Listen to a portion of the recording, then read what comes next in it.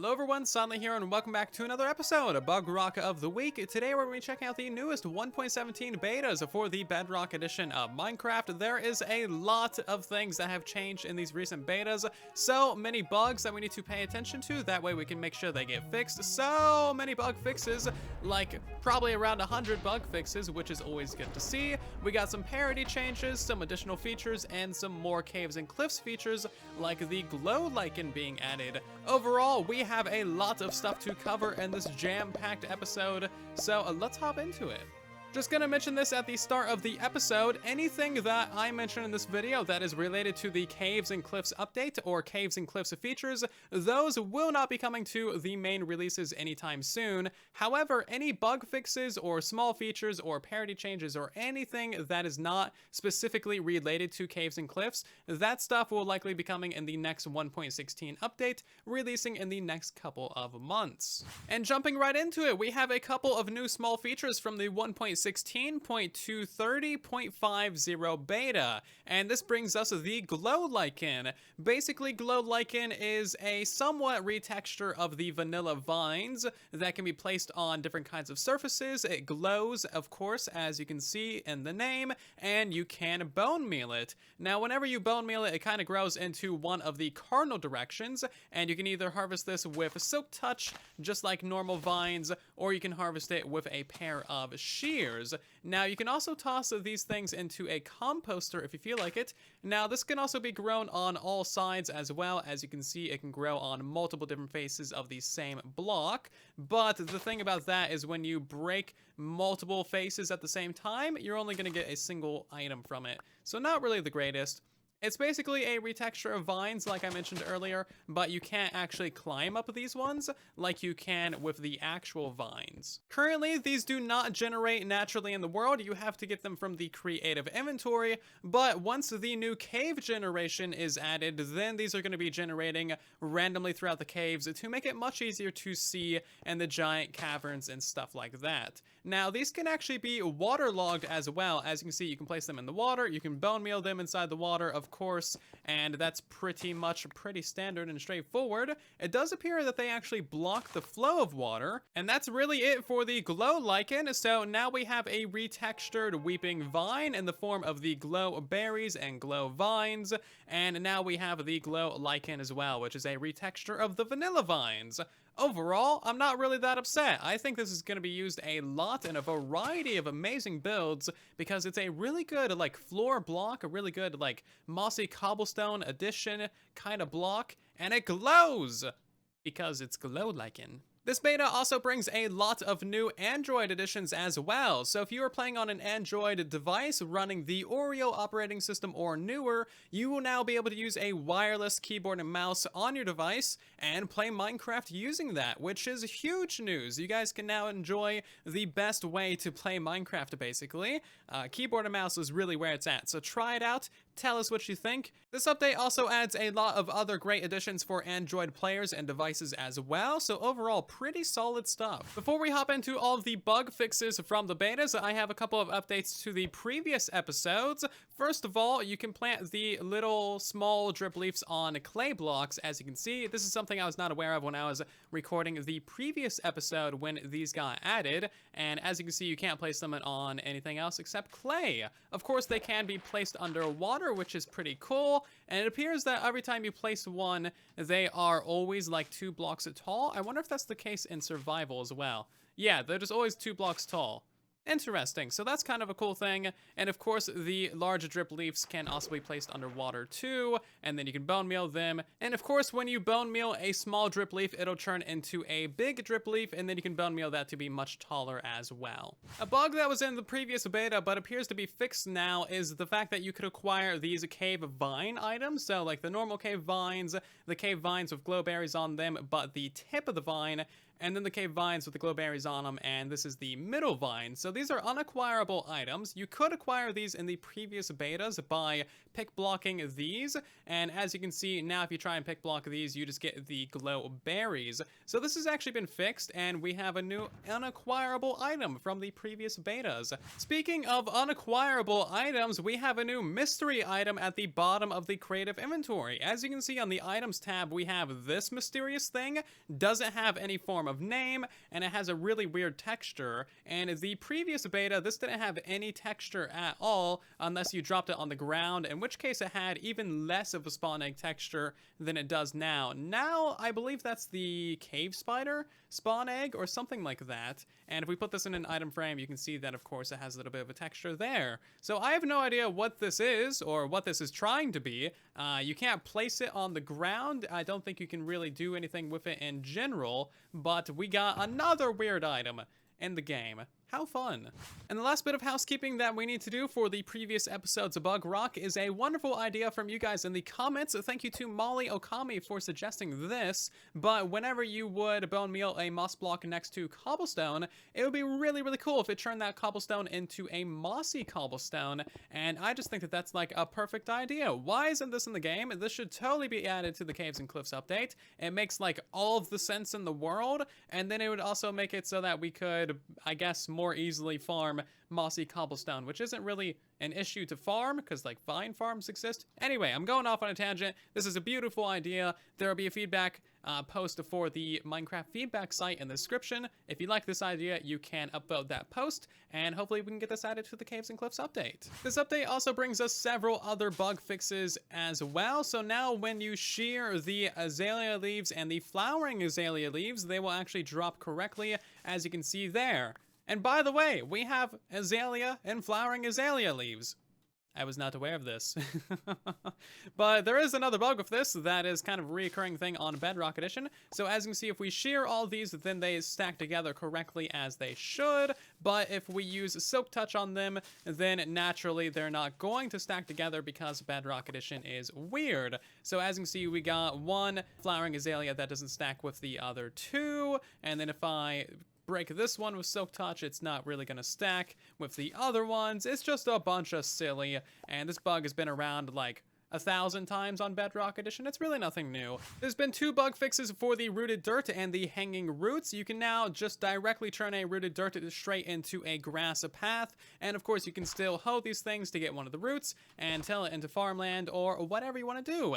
The hanging roots can also now be put into a composter for bone meal as well. Another really cool feature is that the flowering azalea leaves can now be used just like flowers for bees. So as you can see, we're holding one of these and all these guys are attracted to us. We can click on the bees and they will start breeding using these azalea leaves too, which is really cool. And then of course if we place one of these down, then they will go to the leaf and then they'll start getting pollen from it as well. So really, really cool. This is definitely like going to be the go-to item to use in bee farms now. You can use it as your wall block. You can use it to make your bee farm a lot smaller and honestly a lot prettier as well. The 1.16.230.50 beta also brings a lot of additional changes to the game test engine and a couple of changes to Bedrock dedicated servers as well that you can see here in the changelogs. A lot of this stuff I don't understand, but I hope is good changes. A few other bug fixes for you. The powdered snow will no longer drop as an item when blown up by TNT, so there's no longer another way to get this block in the game, like on its own. However, they've also fixed a couple of bugs with the shields. If you saw the last couple of episodes, you may have noticed a lot of shield related bugs. Now, the shield texture is still upside down for the offhand. As you can see, the lighter part of the shield is at the top, and then if we hold one in our offhand, you'll see the lighter part of the shield is still at the bottom. But they've changed some things for first-person view, so we shouldn't have a shield that takes up like the entire screen anymore. And they also fixed the eating animation. It's no longer on the far left side of the screen. It's now back to the right side of the screen where it should be. So we got like a lot of bug fixes with the copper and copper blocks and copper ores and oxidized coppers and lightning rods and literally everything. So bear with with me for a couple minutes. We actually have like a lot of things to cover, and this is all good stuff to talk about. That way you actually know how this stuff works once it releases in the full update. So first of all, now you can unoxidize any of the different copper blocks by clicking on it with an axe. So as you can see, you can scrape off one layer of patina at a time in order to refresh these to the newest layers. And then of course you can click on these with the honeycombs in order to turn them into the waxed versions, and then they will never oxidize again and they'll stay in this nice shiny state. Now, it has been changed so that you can only craft the copper ingots from the normal blocks of copper. As you can see, we can turn one block of copper back into 4 copper ingots, and that's perfectly normal, but you can no longer use any of the oxidized forms of copper blocks to craft the copper ingots. So you can't even use like the waxed versions, so a waxed copper block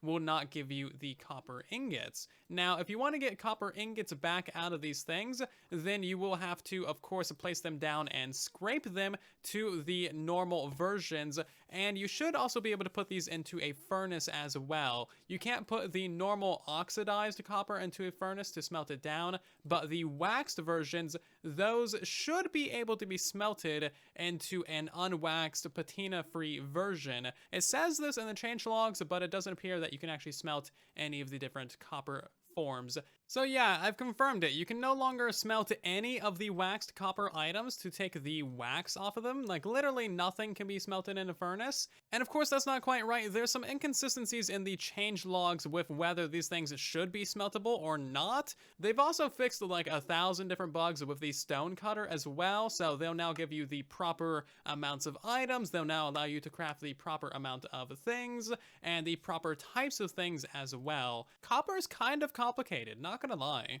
The random tick speed is now the determining factor of how fast it oxidizes. This likely does not affect you unless you're playing on a realm or a server with cheats enabled, where you've turned up the random tick speed. So as you can see, if we turn the random tick speed up to 1,000 or 3,000, then it's going to start oxidizing the coppers really, really quickly, as you can see here. So of course you can always just wax these things and then they won't become oxidized. Just realized I have a texture pack on that disables particles, and they added a bunch of new particles to the coppers as well. So whenever you wax an unwaxed copper, you're gonna get these beautiful little yellow golden particles, and this is so cool. I love it so much. As you can see, it's just kind of like great. And of course you also get these bluish green particles when you scrape patina layers off of the coppers as well. Really, really cool stuff there. And then when you scrape off the wax from a block, then you'll get these beautiful white particles that you can see here. So depending on what you're doing, you will see different colors of particles, and honestly, just this one little feature is such a nice little addition, and this makes copper a whole lot more fun. We got several changes and bug fixes with the lightning rods now, so they can now be waterlogged, of course, which is a good thing. It doesn't appear that they can be struck by lightning when they're waterlogged, which I suppose is probably a good thing, all things considered. And the lightning rods also emit these little like spark particles when they have sky access during a thunderstorm. As you can see, they have some very small like little nether star shaped particles, and overall they just look kind of cool. They don't last very long, but it's a nice little detail. They've also fixed the lightning strike priority for channeling tridents, so now if you strike a mob with a channeling trident during a thunderstorm, the lightning will actually strike the mob instead of being redirected to a lightning rod like what we saw in previous betas. So we don't need to worry about striking mobs anymore. So this also applies to command blocks as well. The commands will of course summon lightning right where you tell them to.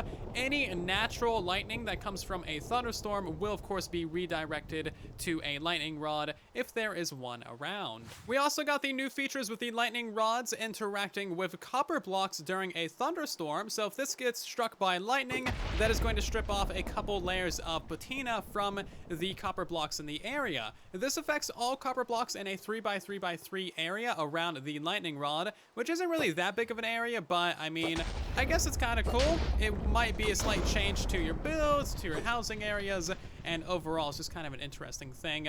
You can see that with this pyramid of blocks, because it only affects one block in every direction, it's not going to go downwards any further from here. So if you don't want your builds to be unpatinaed, then you can simply just put your lightning rod on top of like a glass pane or maybe a wall or something, and then all the copper blocks of your roof will be out of range of it. Now this has no effect on the waxed blocks as you might have expected. As you can see, we can strike this as many times as you want and it has absolutely no effect on any of the waxed coppers. We also got a new particle type when the copper blocks are struck by lightning, and you can see it there. It's basically just the white particle that we saw earlier. Nothing too flashy or fancy, but it is nice to see. It was mentioned in the changelogs that they fixed non-persistent entities going through nether portals from instantly despawning. So basically, most mobs that you toss through a nether portal, whether it be a zombie or a drown or anything that would normally naturally despawn, as soon as they go into the nether portal, they are going to despawn. So this affects, of course, most portal-based farms, and this also affects a lot of different just general gameplay. Like, you can't take things out of the nether, and you can't put things into the nether either. So for example, this drown farm right here that sends all the drowns to the nether, they're all basically going to despawn instantly. Now this bug is a little bit inconsistent. I haven't observed it happening on simulation distance of 4.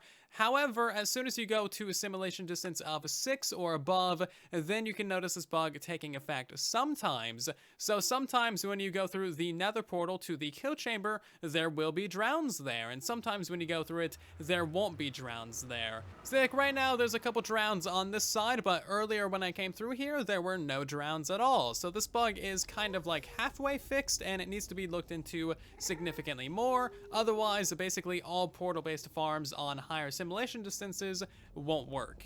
If you found any bugs in the current betas, then of course let me know if a comment down below on Twitter or on Discord, and I'll be sure to include them in the next episode of Bugrock. Again, I want to take a much higher focus on reporting the bugs in the betas because that is kind of what's really important. We want the game to function as best as it possibly can with minimal issues when it releases into the full versions. So send me any bugs that you find in the betas or just in the full releases, wherever is convenient for you, and I'll add them to my list and they'll make it into a video someday. But otherwise, that is going to do it for today's episode of Bugrock. I hope that you have enjoyed. Thank you ever so much for watching. I really do appreciate it.